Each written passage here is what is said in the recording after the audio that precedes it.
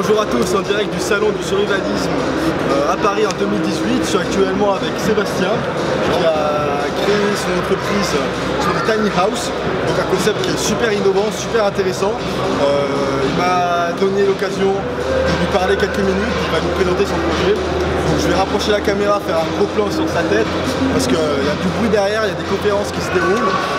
Avec le micro, j'ai peur qu'on ne nous entende pas.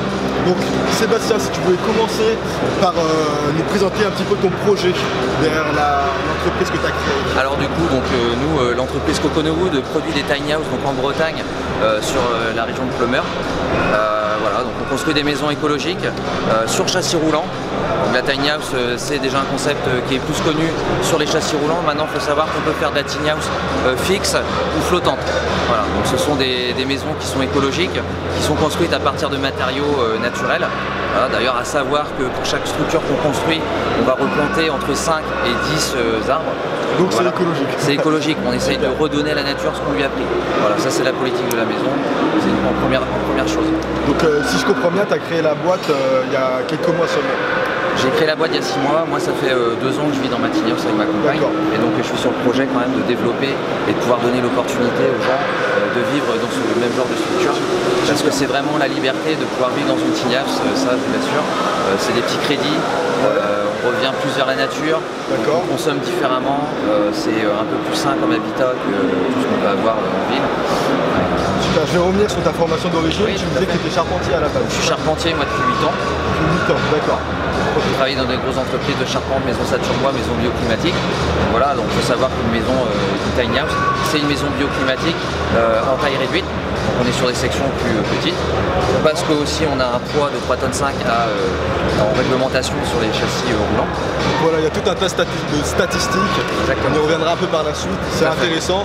Ça reste complexe. Tout le monde ne va pas pouvoir fabriquer sa tiny house. Non, il vaut mieux passer par des professionnels.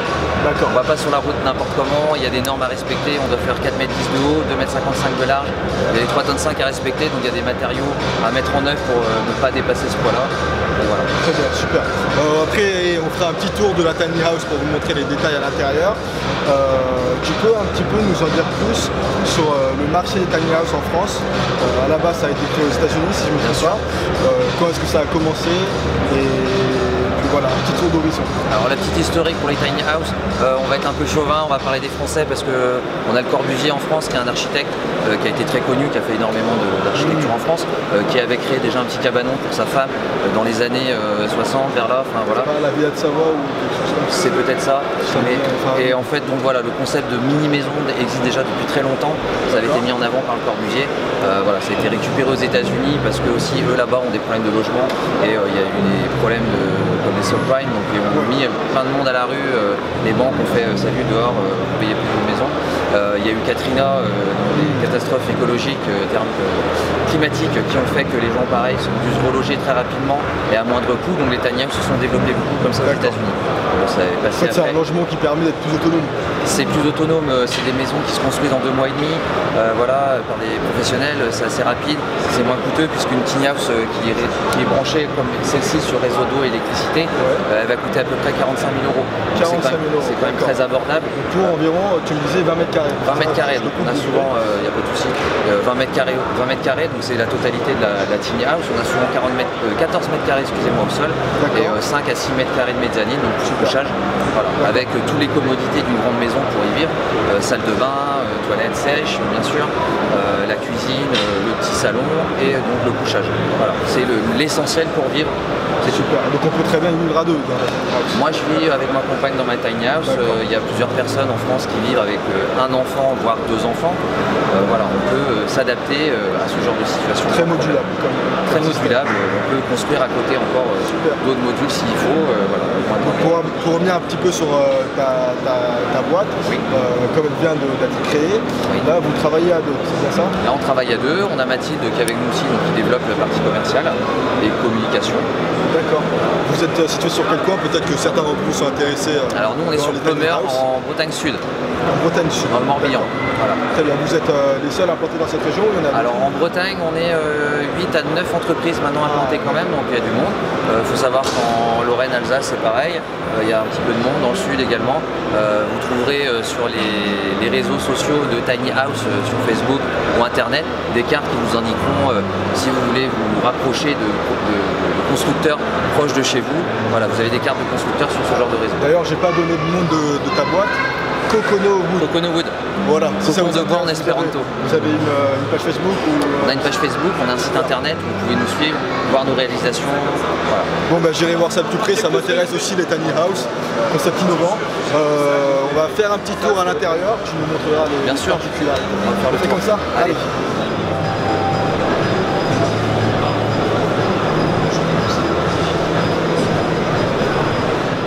Bon alors Sébastien, si tu pouvais nous parler un petit peu de la structure ossature bois, il y a quelques différences avec les ossatures bois comme on les connaît. Classique, oui.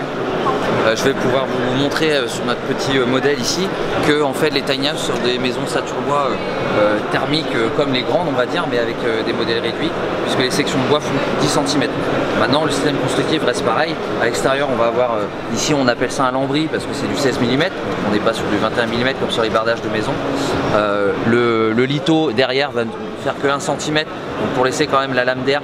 Mais voilà, on est limité à 2,55 m de large sur les tiny house, donc on va devoir réduire au maximum en fait la taille des lithos pour pouvoir gagner en taille et intérieur extérieur. Derrière, donc on a le pare-pluie qui va protéger de la pluie et des éléments extérieurs, même si le bardage est au-dessus. L'isolation, donc l'isolation très importante dans les tiny house. Donc là c'est du chanvre, du lin et du coton, c'est du biofibre trio. Voilà. Est-ce que vous respectez la RT 2012? Alors on peut dire que c'est une RT 2012, bien sûr. On pourrait peut-être même dire que les tiny house sont des maisons BEPOS, donc à énergie positive, puisque quand les tiny house sont équipées de panneaux solaires et de récupération d'eau, voilà, elles produisent plus d'énergie qu'elles n'en consomment. Voilà. D'accord, voilà. Très bien. Donc par vapeur intérieure, après le parement est en CP 8 mm. D'accord. Voilà. Tu me disais que les panneaux étaient pas en OSB mais un peu plié. Non, c'est du peuplier, voilà. L'OSB en fait est plus lourd et là sur le peuplier on va pouvoir venir mettre de la peinture, une tapisserie ou d'autres parements si les gens veulent. Voilà, on fait un peu plus ce qu'on veut et c'est beaucoup plus léger. Donc le principe général étant de diminuer le poids au maximum. Tout à fait, on a 3,5 tonnes donc on doit respecter pour aller sur la route. Donc on est obligé de trouver des solutions en fait de légèreté sur les structures. Super, bon allez, je vous amène à l'intérieur. Alors là je suis avec Laurent, le deuxième associé fondateur de Cocono Wood. Il va nous faire une petite visite de l'intérieur. Donc bonjour Laurent. Bonjour. Tu peux nous présenter un petit peu l'intérieur de cette tiny house? Alors cette tiny house qui est notre premier modèle d'exposition en fait. Alors elle est malheureusement pas encore finie, mais on va faire le tour ensemble. Donc on a fait une partie qui va être la partie de vie simple, donc avec un accès pour la partie nuit dans laquelle on aura logé un lit de place de 160. On a mis un petit filet qui sera dédié à un espace ludique qui va être un hamac hein, simplement pour se mettre en mode détente avec son ordinateur ou prendre un bon bouquin. Sur la partie cuisine, on va intégrer un frigo, donc l'évier avec un espace pour faire la coupe de son alimentation. On a choisi de mettre un combiné donc qui va regrouper des plaques gaz, donc des feux gaz, un four et un petit lave-vaisselle. Super. Pour proposer bien sûr un confort moderne en fait on va dire. Derrière moi on a la partie sanitaire douche. Donc tu vas pouvoir aller voir. On va jeter un coup d'œil. Une douche quand même assez vaste, confortable. On va partir nous sur une toilette sec. D'accord. Hop. Qui n'est pas installée là. Donc là tu me dis on est sur 20 mètres carrés. Hein. Sur 18 mètres carrés. Sur 18 mètres carrés. Voilà.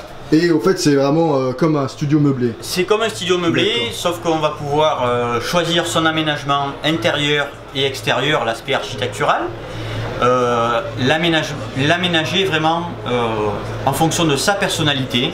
Si on a envie d'avoir un aspect chalet de bois, ben on va pouvoir mettre du lambris, jouer vraiment sur le bois. Si on a envie d'avoir un aspect plus moderne, on choisira, comme on a fait nous sur ce modèle là, ben on a choisi de la tapisserie. Bon, la tapisserie qui est au fond, c'est du nénuphar tressé par exemple. On pourra faire de la projection de liège et repeindre par dessus. Voilà, tout est faisable comme une vraie maison à l'heure actuelle. Voilà. Donc est-ce que vous travaillez avec des architectes peut-être d'intérieur? On travaille avec des architectes d'intérieur. Chercher à optimiser l'espace parce qu'on reste quand même sur une faible surface. On n'a pas de modèle catalogue. On ne travaille pas sur catalogue. Chaque fois on fait une étude du client entre guillemets si j'ose dire. on passe pas mal de temps à étudier son mode de vie, à étudier ses envies, ses besoins avec des architectes pour après lui créer sa maison, parce que ça va être sa maison qui va être le plus adapté à sa vie. D'accord, donc comme on a parlé tout à l'heure, une personne habitant en Haute-Savoie avec des chutes de neige importantes n'aura pas une même tiny house en termes de structure, en termes de charpente. Ni en termes de structure de charpente, ni en termes d'isolation. On va adapter à la région et à la personne. Super, voilà. D'accord. Une personne qui vit dans le sud, on va préconiser une isolation plus importante en toiture avec des matériaux ayant une densité plus importante pour éviter la surchauffe en été par exemple. D'accord. Voilà. D'accord. Et vous respectez bien entendu l'ODTU. Nous on est constructeur à la base, on est charpentier au Saturbois. On se limite vraiment au DTU et aux normes françaises, c'est très important. D'accord, très bien. Alors un petit mot si ça ne te gêne pas sur l'énergie. J'ai vu que vous travaillez avec un réseau qui fournissait de l'énergie renouvelable, c'est bien ça? C'est ça.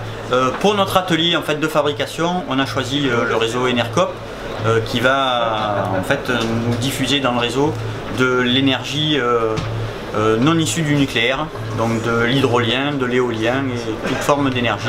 D'accord. Donc la maison en soi, on en parlait tout à l'heure, n'est pas énergétiquement autonome de base, mais on peut faire en sorte qu'elle le devienne en mettant du photovoltaïque. Exactement. Le modèle là, collègue, voilà. Le modèle là, comme il est destiné à aller sur des salons, plutôt faire de la promotion, on n'est pas parti sur un modèle en autonomie. On va pouvoir après y ajouter des panneaux photovoltaïques, des récupérations d'eau, des filtres, pour être en autonomie, si j'ose dire, quasiment totale. Super, donc ça peut être intéressant aussi dans une optique voilà, d'autonomie. Ouais. Tout à fait, oui. Très bien. Bon ben merci beaucoup Laurent. Merci à toi. Alors là je suis avec la troisième membre de l'équipe qui s'appelle Mathilde.